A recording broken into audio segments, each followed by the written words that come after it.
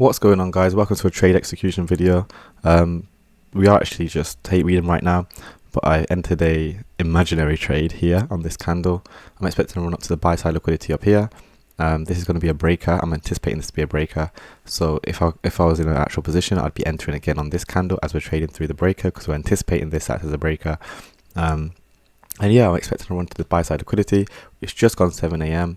New York time. I'll just mark out the times. And we are expecting big news at 8:30. When I say big news, I mean like we've got a lot of high impact news drivers. So yeah, I want to see if we can reach up to this buy side liquidity, and I hope you guys enjoy watching the video. Peace.